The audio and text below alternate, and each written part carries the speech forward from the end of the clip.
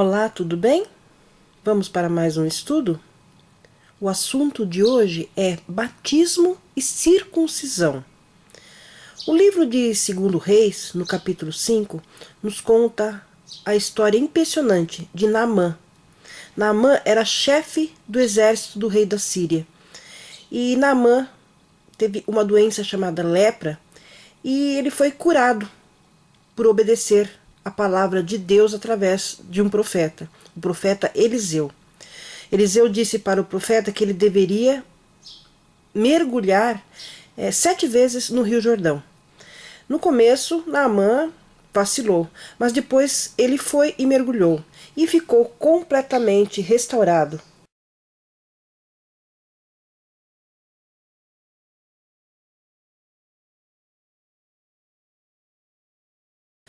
E sim, a obediência dele à palavra de Deus pelo ministério do profeta Eliseu, acrescida, claro, da fé que ele teve.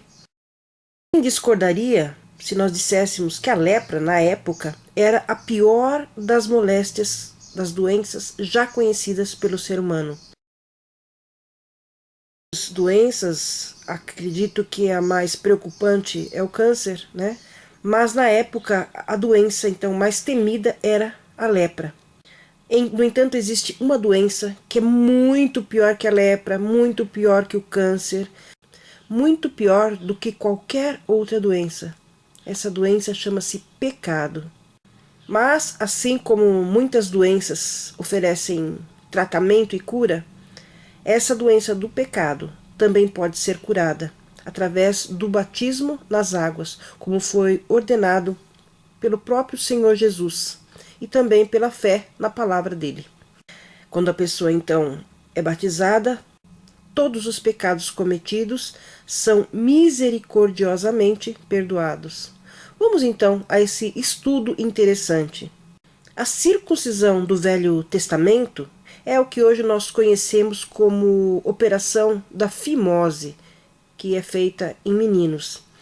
A circuncisão no Velho Testamento era uma forma de demonstrar submissão a Deus. Hoje, essa operação é usada por muitos homens por uma questão de saúde.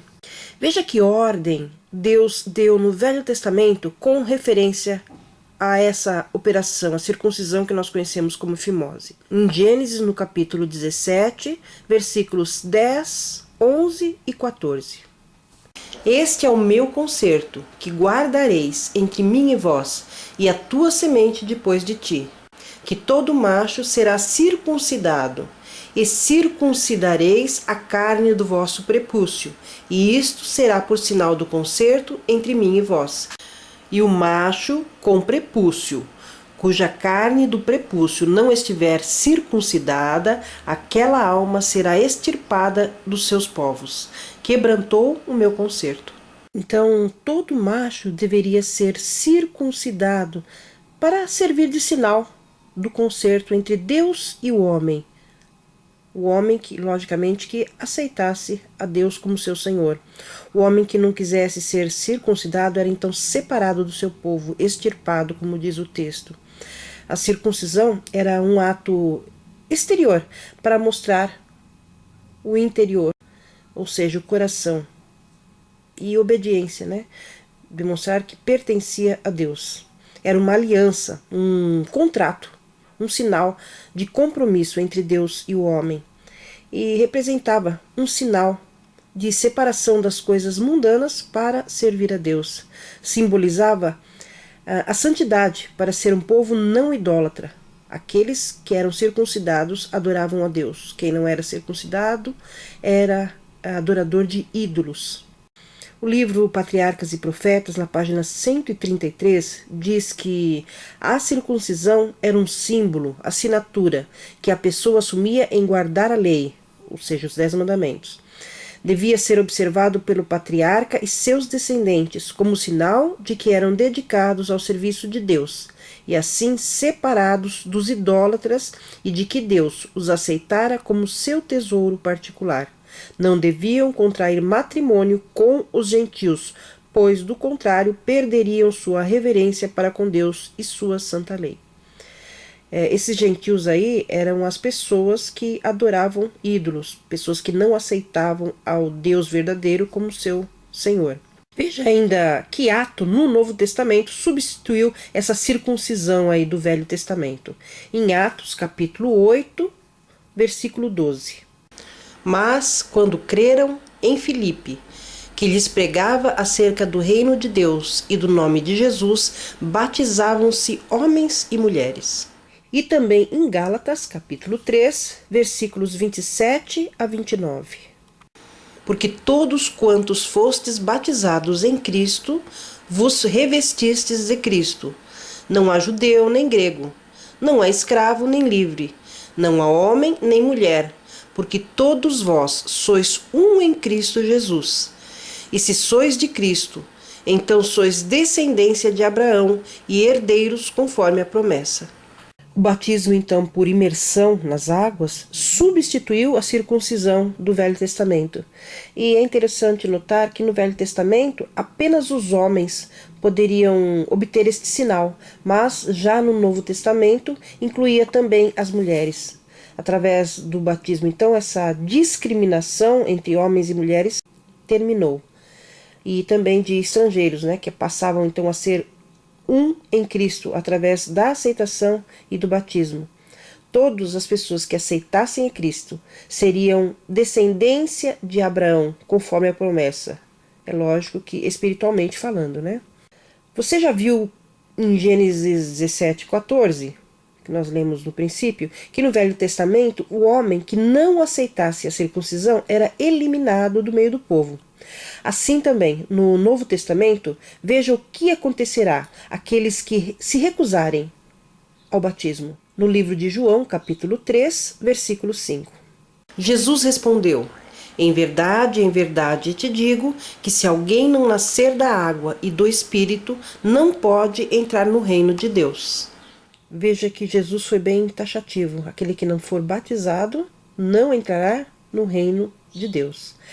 É claro que isso não inclui pessoas que se arrependeram, se converteram, mas acabaram morrendo logo em seguida e não tiveram oportunidade de batismo. Como foi o caso do ladrão, do bom ladrão, que nós costumamos chamar aquele ladrão que estava ao lado de Jesus e se arrependeu.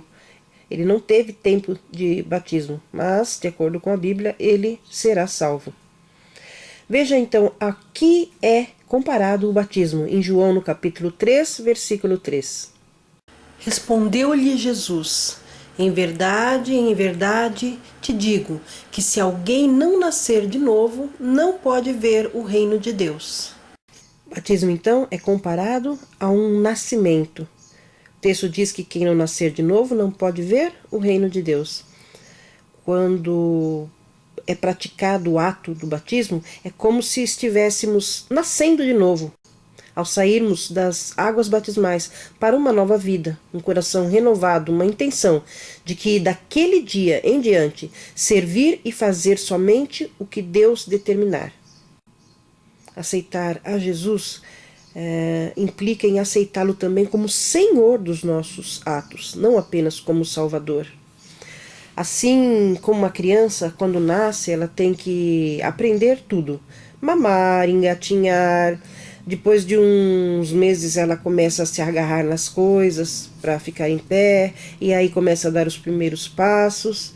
E muitas vezes ela cai, mas se levanta de novo e teima até conseguir andar. E quando ela é maior, mesmo segurando nas mãos dos pais, ela muitas vezes tropeça e cai. No entanto, ela não fica caída. Ela é levantada pelo pai, que a ajuda. E muitas vezes, por algum motivo de força maior, ela não pode andar por algum tempo, então ela é carregada nos braços. Assim também acontece com o batismo. A pessoa teima em viver uma vida diferente, em ter novos hábitos e abandonar os velhos hábitos maus. E muitas vezes, quando o cristão cai, assim como a criança, agarrada nas mãos dos pais, ele também, de modo igual, agarra-se a Deus. E muitas vezes, quando o motivo é muito forte e o cristão se sente desanimado, Deus o carrega nos braços até que ele esteja fortalecido novamente. E o mais importante é saber que Deus está sempre ao nosso lado, mesmo quando nós não nos lembramos dele, ou quando achamos que nós podemos andar sozinhos. É interessante que a Bíblia diz que Jesus cumpriu 2 atos, tanto a circuncisão como o batismo. Veja em Lucas capítulo 2, versículos 21 e também no capítulo 3, versículo 21. Quando se completarem os 8 dias para ser circuncidado, o menino foi-lhe dado o nome de Jesus, que pelo anjo lhe fora posto antes de ser concebido. Quando todo o povo fora batizado, tendo sido Jesus também batizado, e estando ele a orar, o céu se abriu. Veja que Jesus então foi circuncidado e batizado, porque até o dia de seu batismo, pelas águas, a circuncisão ainda estava em vigor. Mas quando ele se tornou adulto, ele mesmo agiu publicamente, sendo batizado por João. Quando Jesus aboliu definitivamente esse ato, então, da circuncisão, veja o que diz o livro de Colossenses no capítulo 2, versículos 11 a 14. No qual também fostes circuncidados com a circuncisão não feita por mãos, no despojar do corpo da carne, a saber, a circuncisão de Cristo, tendo sido sepultados com ele no batismo, no qual também fostes ressuscitados pela fé no poder de Deus, que o ressuscitou dentre os mortos. E a vós, quando estáveis mortos nos vossos delitos e na incircuncisão da vossa carne, vos vivificou juntamente com ele, perdoando-nos todos os delitos, e havendo riscado o escrito de dívida que havia contra nós nas suas ordenanças, o qual nos era contrário, removeu-o do meio de nós, cravando-o na cruz. Como diz o texto aí, foi na sua morte que ele aboliu então com essa cerimônia da circuncisão. No verso 11, nós vemos que nele, em Jesus, nós fomos circuncidados, não por mãos, não por operação, né? E no verso 12 diz que Cristo morreu para esse mundo e foi sepultado. Assim também nós morremos para as coisas mundanas deste mundo, através do batismo. No verso 13, ele perdoou ali, ou seja, ele lavou no batismo os nossos pecados. O batismo pode ser comparado a um banho, onde você entrou sujo de pecados, né, e saiu limpo, porque Jesus apaga os nossos pecados, ele lava os nossos pecados. Veja qual foi a ordem, então, de Jesus aos discípulos no livro de Marcos, capítulo 16, versículos 15 e 16. E disse-lhes: Ide por todo o mundo e pregai o evangelho a toda criatura. Quem crer e for batizado será salvo, mas quem não crer será condenado. Veja aí a ordem, ide. Ele não está aí sugerindo, pedindo, ele está ordenando, ide. Aquele que crer e for batizado, então, será salvo. O ato externo de quem crer e aceitar a Jesus agora é o batismo e não mais a circuncisão como era no Antigo Testamento. Quando a pessoa conhece a verdade do Evangelho de Jesus e aceita ser batizado, ela se torna devedor e responsável em levar esse conhecimento a outras pessoas que também possam tomar a decisão pelo batismo. Que Deus te abençoe, te ilumine, te dê sabedoria para que você faça a escolha certa ao lado de Jesus. Entregue a sua vida a Ele e demonstre assim publicamente que você o aceitou através do batismo. Fique com Deus e até o nosso próximo encontro.